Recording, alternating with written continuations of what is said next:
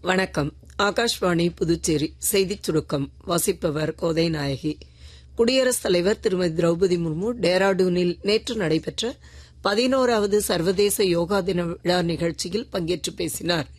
யோகாவிற்கு உலகில் வரவேற்பு அதிகரித்துள்ளதாக திருமதி திரௌபதி முர்மு தெரிவித்தார்.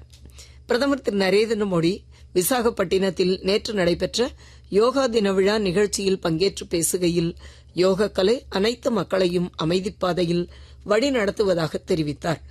தற்போதைய மற்றும் எதிர்கால சந்ததியினருக்கு மகிழ்ச்சியான ஆரோக்கியமான எதிர்காலத்தை பாதுகாக்க உலகம் எவ்வாறு ஒன்றிணைகிறது என்பதனை நினைவூட்டும் வகையில் உலக நாடுகள் யோகா பயிற்சியில் ஈடுபட்டு வருவதாக பிரதமர் திரு நரேந்திர மோடி கூறினார்.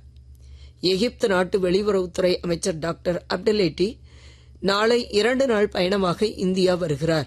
அவர் தமது பயணத்தின் போது மத்திய அமைச்சர்கள் டாக்டர் ஜெய்சங்கர், திரு பியூஷ் கோயல், திரு அஸ்வினி வைஷ்ணவ் ஆகியோரை சந்திக்க உள்ளார்.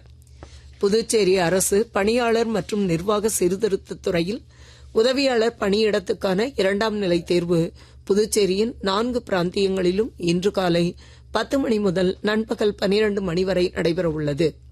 தேர்வர்கள் காலை 9:30 மணிக்குள் தேர்வு மையத்தில் இருக்க வேண்டும் என்றும் அதற்கு பின் வருவோருக்கு அனுமதி மறுக்கப்படும். கருப்பு வண்ண பால் பாயிண்ட் பேனா, நுழைவுச்சீட்டு மற்றும் அசல் அடையாள அட்டை மட்டுமே கொண்டுவர வேண்டும். இதர பொருட்களுக்கு அனுமதி இல்லை என்றும் அத்துறையின் செய்திக்குறிப்பில் தெரிவிக்கப்பட்டுள்ளது.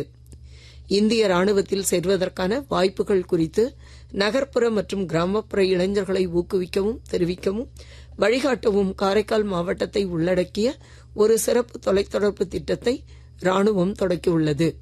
கேரவன் டாக்கிஸ் என்ற சிறப்பு விளம்பர வேன் நாளை முதல் ஜூலை 1ஆம் தேதி வரை காரைக்காலில் உள்ள கல்வி நிறுவனங்களுக்கு சென்று இந்திய ராணுவத்தில் தொழில் வாய்ப்புகள் குறித்து தெளிவுபடுத்த உள்ளது.